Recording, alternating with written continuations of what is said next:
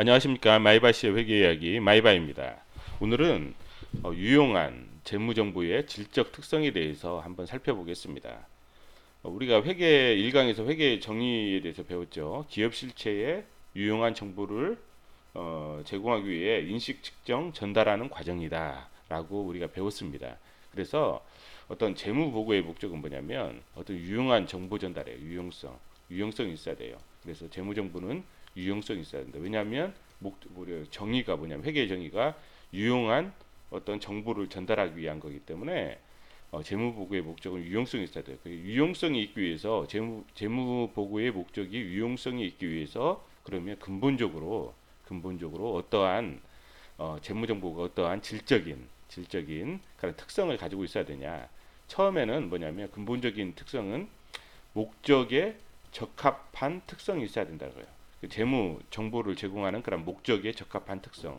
재무 보고의 목적이 뭐라고 써요? 유용한 정보 제공이라고 했죠. 유용한 정보 제공에 적합한 특성. 유용한 정보 제공에 적합한 특성. 회계는 유용한 정보 제공이에요. 과거에는 우리가 북이라는 과목을 배울 때는 뭐냐면 어떤 장부의 생산 쪽에 관점을 뒀어요. 그러니까 장부를 작성하고 이런 쪽에 더 포커스를 둔 반면에 현대의 회계 정보는 뭐냐면 유용한 정보 제공 쪽에 더 포커스를 둬요. 그래서 회계 재무 정보의 어떤 근본적인 질적인 특성은 뭐냐면 유용한 정보를 제공하기 위한 그런 목적에 적합해야 된다는 거예요. 두 번째는 뭐냐면 이러한 유용한 정보를 어떻게 충실하게 표현하느냐. 그러니까 첫 번째는 뭐냐면 유용한 정보의 목적에 적합해야 된다. 두 번째는 유용한 정보를 충실하게 표현해야 된다. 이게 근본적인 특성이라는 거예요. 그러면 이 보강적 특성은 뭐냐면 이건 아주 근본적인 거기 때문에 뭔가 이제 구체적인 것으로 뒷받침을 해줘야 되잖아요. 우리가 철학이 있으면 그 철학을 뒷받침해줘야 구체적인 뭔가 있어야 되는 것처럼 구체적인 어떤 보강적인 질적 특성이에요. 이게 목적 적합성하고 충실한 표현이 되려면 어떻게 되냐? 비교 가능성이 있어야 되고 검증 가능해야 되고 그 다음에 적시적으로 제때에 맞춰서 그 다음에 이해 가능해야 된다는 거예요. 자, 그럼 하나씩 살펴보겠습니다. 자, 목적 적합한 정보. 그러니까 어떤 목적이냐? 목적이 뭐라고 했죠? 그렇죠. 유용한 정보 제공. 회계 이용자들에게 유용한 정보 제공을 위한 그런 목적에 적합한 적합성이라는 게 뭐냐? 그럼 목적 적합성이라는 게 뭐냐면 우리가 어떤 회계 정보가 있어요. 회계 정보가 있는데 이 정보를 이용할 때하고 이 정보 없이 이용하지 않을 때하고 의사결정의 차이가 있잖아요. 그러면 이게 목적 적합성이라고 봐요. 그러니까 우리가 회계 정보를 이용할 때하고 이용하지 않을 때 어떤 차이가 있다. 그러면 목적 적합성이라고 봐요. 회계 정보를 이용하지 않을 때는 회사가 별로 그렇게 좋아 보이지 않았는데 회계 정보를 이렇게 보다 보니까 회사에 상당히 매력적이다. 이제 그런 부분들 차이들을 발생시키는 게 목적 적합성이라는 거예요.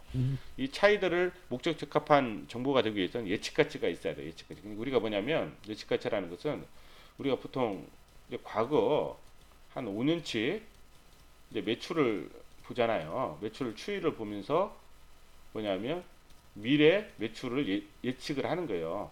그래서 이게 이제 예측 가치가 있다고 보는 거예요. 과거 5년치 매출 추이를 통해서 미래 매출을 예측하는 예측 가치가 있다.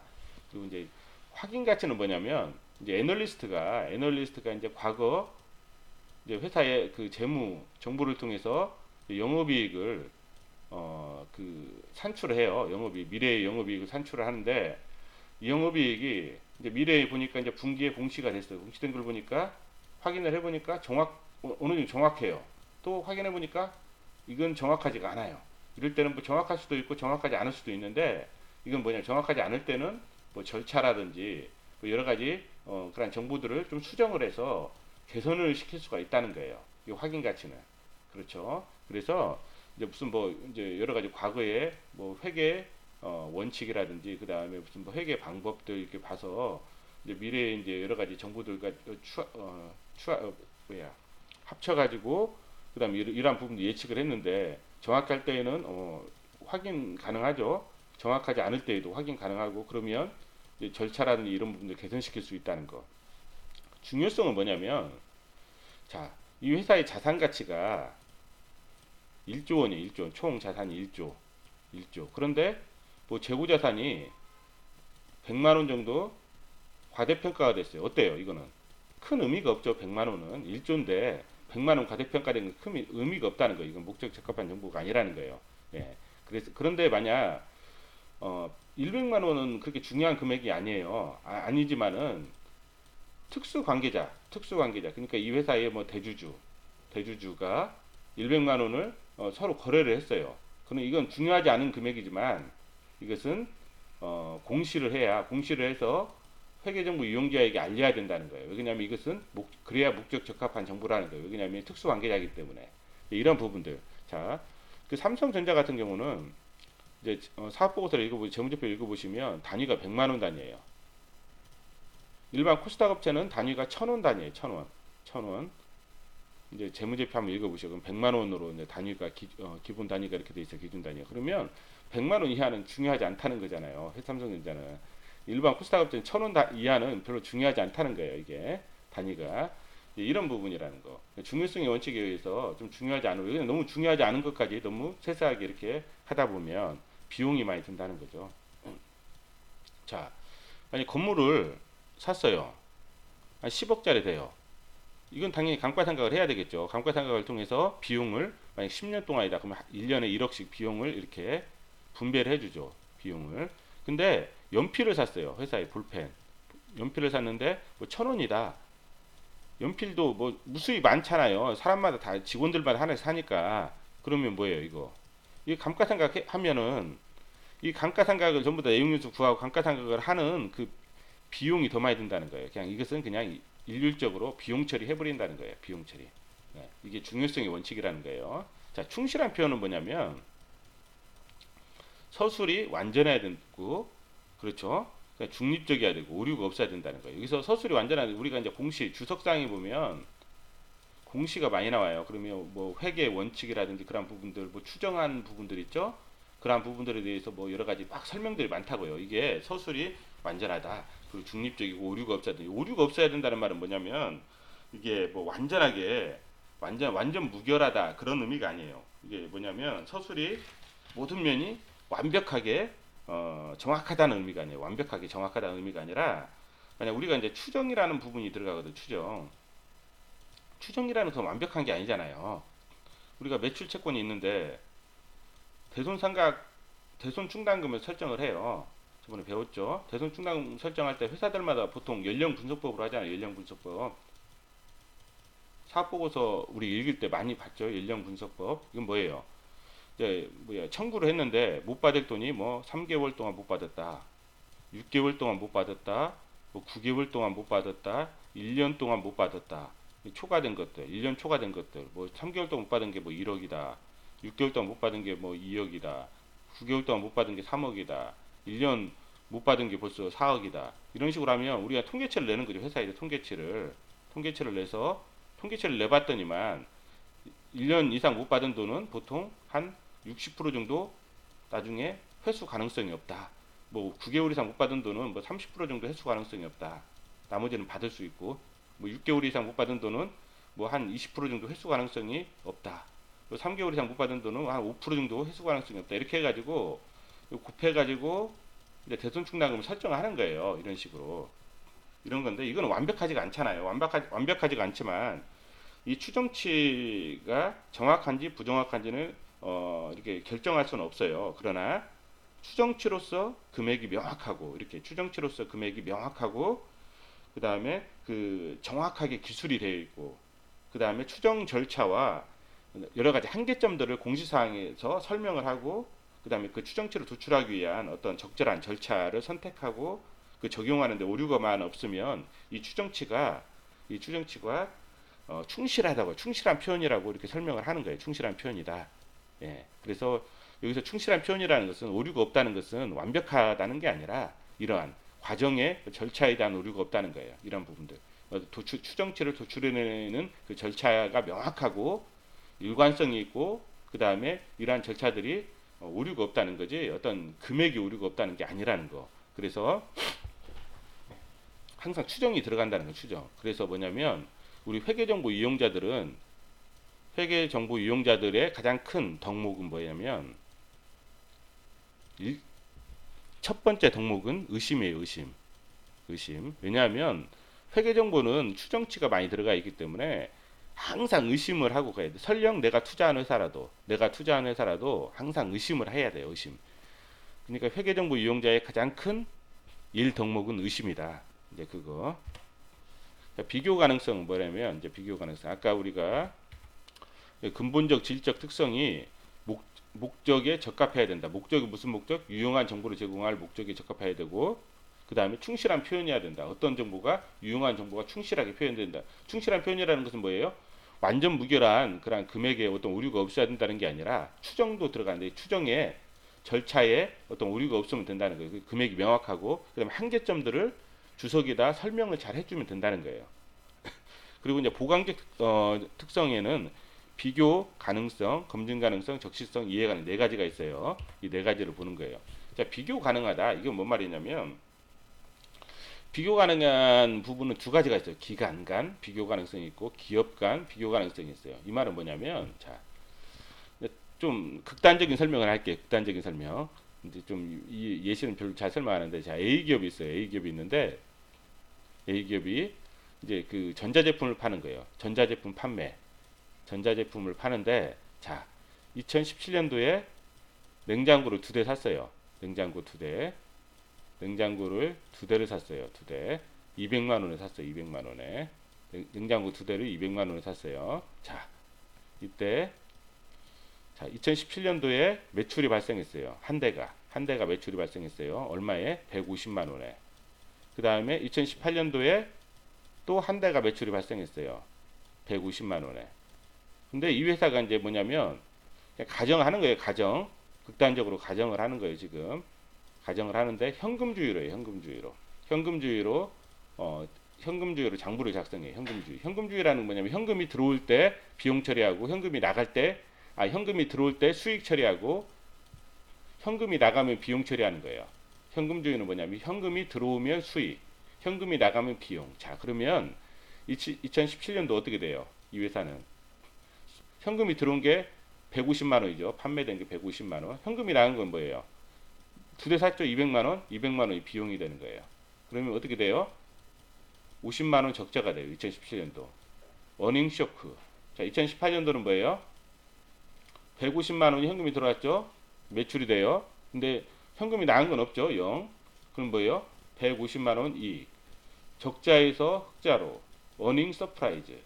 한 해는 똑같이 한 대씩 팔았는데 2017년도 한 대 팔고 2018년도에 한 대 팔았는데 기간 간 비교 가능성이 너무 없다는 거예요. 이거는 기간 간 비교 가능성이 너무 없다.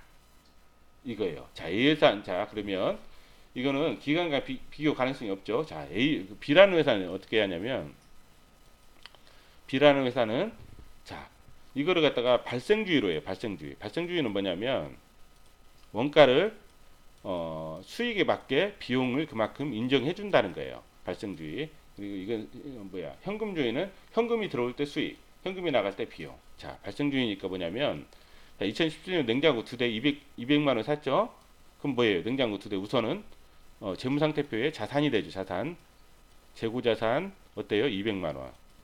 200만 원이 되고 그 다음에 이제 또 2017년도에 150만 원 매출이 발생했죠. 그러면 이게 이제 하나가 줄어드는 거예요. 자, 그러면 뭐냐면 자, 2017년도 매출이 손익계산서 매출이 뭐예요? 150만 원. 그 다음에 200만 원 중에서 한 대 원가가 뭐예요? 100만 원이죠. 100만 원. 그럼 100만 원은 어디로 가요? 매출 원가로 가요. 매출 원가로. 그럼 100만 원. 그러면 이제 50만 원이 이익이 되는 거예요. 이익 50만 원. 자, 그러면 이 회사는 손익계산서에 50만 원 이익과 50만 원 이익이 어디로 가? 재무상태표에 이익잉여금으로 가죠. 이익잉여금 50만 원. 그 다음에 자산에 차변의 자산에 뭐예요? 100만 원의 재고자산이 있어요. 100만 원에. 자, 그 다음에 2018년도에 뭐예요? 매출이 뭐가 돼요? 또 한 대 팔았죠. 매출이 150만 원. 150만 원 팔고 원가가 뭐예요? 원가는 뭐냐면 이때 재고자산이 이제 원가가 되는 거죠. 100만 원. 그러면 이제 이때 2018년도에는 재고자산도 없어지는 거죠. 재고자산도 없고 재무상태표에는 재고자산 없고 이익잉여금만 얼마가 돼요? 자본만 100원이 되죠. 여기 50이 또 가니까 50 저번에 50이 있었고 또 50만 원 있으니까 100만 원이 되죠. 이게 자본이 되는 거예요. 이익잉여금이. 예. 자, 그래서 어때요? 이거는 기간간 비교 가능성이 좋죠. 50 비교 가능하잖아요. 그러니까 B라는 회사하고 A라는 회사 우선 A라는 회사하고 B라는 회사를 비교해 보면 기업 간 비교 가능성이 떨어져요. 그렇죠? 왜냐하면 하나는 현금주의, 하나는 발생주의이기 때문에. 그래서 둘 다 발생주의로 해라. 자, A라는 회사는 뭐예요? 이 기간별 비교 가능성이 떨어지죠. 기간별 비교 가능성이. 그래서 현금주의를 하지 말고 이렇게 발생주의를 해라. 그러면 기간별 비교 가능성이 커진다. 이 말이에요. 비교 가능성은. 자, 그런 다음에 일관성이라는 건 뭐냐면 한 회사에서 어떤 회계 기준을 설정할 때 이제 계속 일관적으로 동일하게 설정을 하는 거예요. 근데 이제 일관성이 있다고 해서 이제 이게 뭐 비교 가능성과 동일한 의미는 아니에요. 비교 가능성은 목표고 일관성은 뭐냐면 이 비교 가능성, 이 목표를 달성하기 위해서 도움을 주는 거예요. 그런 개념으로 파악을 하시면 돼요. 검증 가능성은 뭐냐면 검증 가능성이라는 것은요. 어떤 동일한 경제적 사건이나 거래에 대해서 그러니까 어떤 거래가 발생했다. 상품 판매하는 거래가 발생했다. 그럼 동일한 측정 방법에 의해서 측정했을 때 발생주의에 의해서 측정했을 때 다수의 독립적 측정자가 여러 사람이 독립적 회사의 어떤 뭐 특수한 계좌가 아니라 독립적인 측정자가 유사한 결론을 냈을 때 유사한 결론 그러니까 유사하게 이렇게 결론이 내면 이것은 검증 가능하다. 완전히 일치하지 않아도 돼요. 유사한 결론. 예, 그렇죠. 그래서 어떤 동일한 경제적 사건이나 거래에 대해서 동일한 측정 방법에 의해서 여러 사람이 독립적인 측정자가 유사한 결론 완전하게 일치하지 않아도 된다. 그러면 자 검증 가능성이 높더라도 목적 적합한 정보가 아닐 수는 있어요. 왜냐하면 우리가 건물을 찰 때 취득 원가 즉 역사적 원가로 하잖아요. 그런데 이거는 뭐예요? 시가를 반영하지 못하기 때문에 어떤 목적 적합한 정보가 목적 적합성은 좀 떨어지죠. 이런 부분이 있다는 거예요. 검증 가능성 신뢰성은 좀 높아질 수 있지만 이런 부분도 있다는 목적 적합성이 좀 떨어질 수도 있다는 거예요. 자, 적시성은 뭐냐면 정보를 제때 이용 가능할 수 있도록 좀 적시성이라는 거예요. 그게 뭐냐면 우리가 상장 회사들 보면 3개월마다 사업 보고서 공시가 나오잖아요. 분기 보고서나 반기 보고서가 나오잖아요. 12월 달에 이제 뭐 정기 보고서 이제 그거 말고는 이런 보고서들은 뭐냐면 공인중개사 감사를 받지 않아요. 어떻게 보면 좀 신뢰성이 좀 떨어지잖아요. 신뢰성은 좀 떨어지지만 뭐냐면 적시성은 올라간다는 거예요. 적시성. 왜냐면 1년에 한 번씩 공인중개사 감사 받아서 만약 회계 공시를 한다. 어때요? 우리가 적시성이 떨어지잖아요. 많이. 왜냐면 분기별로 우리 매출 추이라든지 여러 가지 그런 것들을 좀 보고 싶은데 좀 신뢰성이 좀 떨어지더라도 보고 싶은데 그러한 정보를 이용하지 못하기 때문에 적시성이 떨어져요. 그래서 상장회사에 3개월마다 사업보고서 공시를 하는 거예요. 이것은 분기보고서, 반기보고서는 공인중개사 감사를 받지 않다는 거예요. 그런 부분들 그렇게 접근하시면 돼요. 그래서 분기보고서나 반기보고서는 좀 의심을 좀 많이 가지고 보시라는 거예요. 의심을. 왜? 감사도 안 받았잖아요. 자, 그리고 이해 가능성이라는 것은 뭐냐면 말 그대로 이해 가능해야 된다는 거예요. 이해 가능한. 근데 어떤 이해 가능성은 뭐냐면 여러분이 잘 보세요. 사업 활동과 경제 활동에 합리적인 지식이 있고 부지런히 정보를 검토하고 분석하는 정보 이용자가 이해할 수 있도록 재무 보고서가 작성되어야 함을 전제로 하는 거예요. 그러니까 뭐냐면 이 이해 가능성은 어떤 지식이 없는 사람한테는 어떤 맞추는 게 아니에요. 이해 가능성이 지식이 없는 사람한테 맞추는 게 아니라 사업 활동과 경제 활동에 합리적인 지식이 있고 부지런히 정보를 검토하고 분석하는 정보 이용자가 이해할 수 있도록 작성되는 것을 전제로 해요. 그렇기 때문에 우리가 이 회계 정보를 이해한다. 그러려면 부지런히 어떤 이러한 지식을 쌓고 부지런히 정보를 검토하고 분석하는 그런 어떤 공부를 하셔야 돼요. 그렇지 않으면 절대 이 회계 정보는 이해할 수가 없어요. 그래서 우리가 비교 가능성, 검증 가능성, 적시성, 이해 가능성 이러한 부분을 한번 살펴봤거든요. 그리고 근본적인 부분도 살펴봤고. 그래서 우리가 회계라는 건 뭐냐면 어떤 장부를 과거에는 장부를 작성하는 위주였어요. 작년에는. 과거에는. 이게 과거예요. 과거에는 장부를 작성하는 거에 포커스를 줬어요. 근데 현대는 뭐예요? 현대는 회계 이용자에게 정보를 전달하는 하는 거예요. 정보를 전달하는 목적에 포커스를 더 둬요. 어떤 정보? 어떤 판단을 내릴 때 유용한, 합리적 판단을 낼 때 유용한 그런 정보예요. 유용한 정보. 우리가 그래서 어떤 합리적인 어떤 그 사업 보고서를 보고 합리적인 판단을 내릴 때 유용한 정보를 사업 보고서라든지 재무제표가 제공을 해주는데, 이 유용한 정보를 우리가 이용을 해야 되죠. 어떤 회사의 투자를 결정, 투자 대상 회사, 어떤 관찰 대상 회사를 골라낼 때 그 유용한 정보를 이용해야 될 거 아니에요. 그러면 이 재무제표나 사업보고서 읽지 못하면 이걸 못 하잖아요. 유용한 정보를 이용하는 거를. 그렇기 때문에 참 첫 단추가 끼어지지 않는다는 거죠. 그래서 유용한 정보를 유용한 정보 그 재무 정보가 그래서 유용한 정보에 대한 목적이 있는데 이 목적에 적합한 어떤 특성이 있다는 거예요. 그리고 충실한 표현이 있다는 거. 그래서 목적 적합하고 이러한 충실한 표현, 그래서 비교 가능 이런 부분들을 이루기 위해서 목적 적합하기 위해서 뭐예요? 뭐 이게 적실성도 있잖아요. 이게 적실성은 감사를 안 받는다고 했죠. 그냥 목적 적합하고 충실한 표현을 위해서 감사를 안 받는 어떤 분기 보고서나 이런 부분들도 올린다는 거예요. 이런 부분들도. 그리고 목적 적합하기 위해서 추정치도 들어간다는 거예요. 추정치도. 추정치도 왜? 나중에 못 받을 걸 대비해서 미리 한번 보수적으로 처리하는 게 더 목적 적합하기 때문에. 그리고 뭐 반품이 나중에 일어난다. 그러면 이 합리적으로 과거의 통계치를 계산해서 반품 관련된 부분을 추정해서 이 부분을 수익에서 뺀다는 거죠. 이런 것들이 더 목적 적합한 정보이기 때문에. 근데 이런 부분들은 추정이라는 거, 추정들도 많이 들어가고 여러 가지 부분들이 있다. 그래서 유용한 정보를 제공하는데 이 유용한 정보의 어떤 목적 적합성, 충실한 표현 이런 부분들을 또 있기 때문에 우리가 이러한 부분들을 고려해서 판단을 해야 된다는 거예요. 맹목적으로 어떤 숫자만 가지고 어떤 비율만 가지고 판단할 게 아니라 숫자 이면에 있는 그러한 내용들을 판단을 해야 된다는 거예요. 그래서 제가 이제 회계는 뭐라고 재무제표는 저번에도 설명을 드렸지만 재무제표는 뭐예요? 과거의 사건이라고 했어요. 과거의 사건. 과거의 사건인데 왜 우리가 이걸 과거의 사건을 공부하냐? 우리가 역사라고 했잖아요. 역사, 회사의 역사. 역사를 공부하는 거랑 똑같아요. 우리가 역사를 왜 공부해요? 과거의 일인데.